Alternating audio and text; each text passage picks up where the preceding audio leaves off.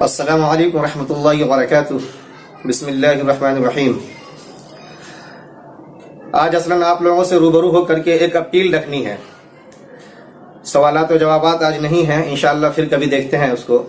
Appeal یہ رکھنی ہے کہ جتنے بھی ہمارے پاس سوالات آئے ہیں کہ سونے چاندی میں سے آخر معیار کس کو مانے، کئی احباب کے فون بھی آئے ہیں۔ ہم جب خود اس کی تحقیق میں گئے اور سونے چاندی میں سے آخر معیار کس کو مانا جائے، اس سلسلے میں عصر حاضر کے معروف اسلامی اسکالروں کو پڑھا، مشہور و معروف دینی ادارے سے جو فتاوے شائع ہوتے ہیں ان فتووں کو دیکھا، تو حقیقت یہ ہے کہ ان سب چیزوں کو دیکھنے کے بعد کسی ایک نتیجے پہ پہنچنا بہت مشکل ہوا۔ وہ یہ کہ آخر آیا سونے اور چاندی میں سے کل کے وقت میں، ماضی میں اتنا تفاوت نہیں تھا جو فرق اور تفاوت آج ہو رہا ہے۔ مثلا آقا صلی اللہ علیہ وسلم کے زمانے میں اگر کسی کے پاس 20 دینار ہوتا تھا یا کسی کے پاس 200 دراہم ہوتے تھے تو وہ 20 دینار سے بھی وہی کام لے سکتا تھا جو 200 دراہم سے لیا کرتا تھا، یا اگر 10 دراہم اس کے پاس ہوتے تھے تو اس سے وہ کام لے سکتا تھا جو 1 دینار سے لے سکتا تھا۔ تو 1 اور 7 کا کہہ لیجئے یا کچھ کا فاصلہ ہوا کرتا تھا۔ لیکن اب جو ہو رہا ہے، اگر کسی کے پاس 52.5 تولے چاندی یا اس کی قیمت، اس کے ویلو اگر 18,000 روپے ہوتے ہیں تو 18,000 روپیہ مان لیجیے، اور اگر کسی کے پاس 7.5 تولہ سونا اگر دیکھا جائے، اس کا اگر ویلو دیکھے تو سیدھے 4.25 لاکھ روپے ہو جاتا ہے۔ تو اب اس 18,000 اور 4.25 لاکھ میں اگر دیکھیں تو بہت بڑا فرق ہے۔ اب کوئی ایسا نہیں کہہ سکتا یا کر سکتا ہے کہ جو چیز 18,000 میں لے لے وہی چیز اس کو 4.25 لاکھ والی مل جائے، وہ نہیں کر سکتا ہے وہ۔ تو اب آیا اس وقت میں معیار کس کو مانا جائے۔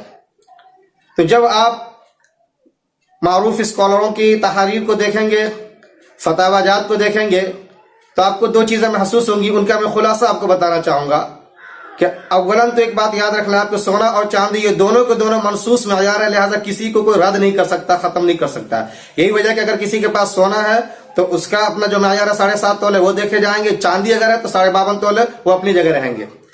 سوال اس وقت میں آتا ہے جب سونا چاندی نہیں ہے بلکہ پیسے ہیں، تو اب آیا اس پیسے کا حساب کس سے ہم لگائیں، چاندی سے لگائیں یا سونے سے ہم لگائیں؟ مسئلہ اس پہ کھڑا ہوتا ہے۔ مال تجارت ہے، اس کا ویلو کس سے لگائیں، سونے سے یا چاندی سے؟ اگر چاندی سے لگاتے ہیں تو 18,000-17,000 کے اندر کہہ لیجیے کہ پورا ہو جاتا ہے یہ، جبکہ اگر سونے کے اوپر لے کے جا کے دیکھتے ہیں تو 4.25 لاکھ تک کا ہمیں انتظار کرنا پڑتا ہے۔ تو ایسے وقت میں جب آپ غور و خوض کریں گے تو 2 چیزیں سامنے میں آئیں گی۔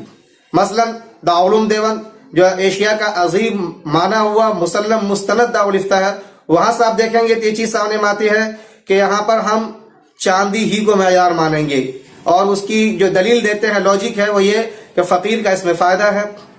نمبر 2 عبادت ہے زکوٰۃ، تو وہ ادا ہو جاتی ہے۔ نمبر 3 احتیاط کا پہلو بھی اسی میں ہے کہ ہم ادا کر دیں، ہم سونے کے ویلو میں یا اس کے انتظار میں نہ رہیں، ہم کم سے کم چاندی کا ویلو بن رہا ہے تو اس کو دیکھ لیں۔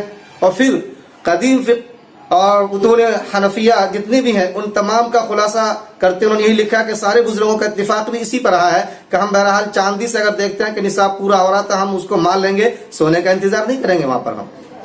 جبکہ عصر حاضر کے ہندوستان کے اندر اسلامک فقہ اکیڈمی کے سیکریٹری جنرل مولانا خالد سیف اللہ رحمانی ایک نامور فقیہ ہیں، اسکالر ہیں اسلامک، ان کا آپ رجحان دیکھیں گے تو سن 2012 کے اندر بحث و نظر کا جو پہلا شمارہ ہے اس میں آپ دیکھیں تو انہوں نے تفصیل سے بات کو رکھا ہے کہ آپ دیکھ لیں کہ آج کے وقت میں زر ضمانت کیا چیز ہے، زر مبادلہ کیا چیز ہے۔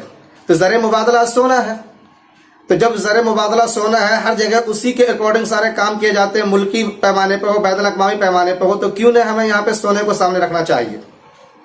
اور وہ بھی پھر اپنی لاجک دیتے ہیں، لاجک یہ دیتے ہیں ان کی کہ اگر ہم 18,000 والے چاندی کے لحاظ سے ہی اگر معیار مان لیتے ہیں تو پھر تو بہت سے ایسے غریب بیچارے جو بہت ہی پائی کر کے اکٹھا کرتے ہیں، جمع کرتے ہیں، ان کے اوپر بجائے اس کے کہ وہ غریب بن کر کے زکوٰۃ لیں، زکوٰۃ دینا ان پہ واجب ہو جائے گی۔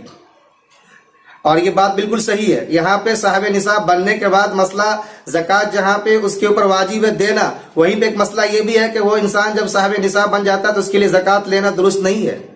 تو اب اگر کوئی غریب انسان پائی کر کے اکٹھا کرتا ہے، 17-18 ہزار کا سرمایہ اس کے پاس جمع ہو جاتا ہے، مان لیجیے پورے سال بینک میں اس کے پاس وہ سرمایہ رہتا ہے، تو کیا ہم یہ کہیں گے کہ سال بھر رہا آپ کی ضرورت پوری ہوتی رہی لہٰذا اب آپ کے اوپر آپ صاحب زکوٰۃ ہوگے، زکوٰۃ نکالنا واجب ہے؟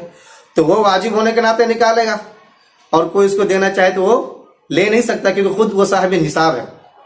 تو اس لیے ان کا ماننا یہ ہے کہ یہاں پہ دینے کے ساتھ ساتھ لینا حرام ہو جاتا ہے، اور وہ انسان ایسا ہے کبھی بھی کوئی ایسی ضرورت پیش آ سکتی ہے اس کے ساتھ. اور بہت سے ایسے لوگ مل جائیں گے جو پائی پائی بچا کے رکھے رہتے ہیں بیچارے اپنا پیٹ کاٹ کر کے، اور آج کے وقت میں تو ایسے ہی نہ جانے کب کون سا ایسا دن دیکھنا پڑ جائے ہمیں.